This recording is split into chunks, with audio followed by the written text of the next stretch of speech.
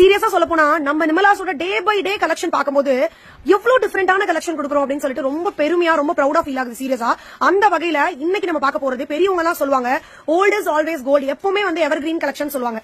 அந்த வகையில இன்னைக்கு வந்து ஒரு பியூர் காட்டன், ஒரு பத்திக் பிரிண்ட் போட்டு ஒரு சுங்குடி காட்டன் மாதிரியான ஒரு ஃபேப்ரிக்ல செம்ம குவாலிட்டிங்க. சீரியஸா சொல்றேன், இன்னைக்கு சைஸ் மெஷர்மெண்ட்டும் உங்களுக்கு இந்த ஃபேப்ரிக் கிடைக்குதுன்னா யூ ஆர் சோ லக்கி. அவ்வளோ சூப்பரா இருக்கு.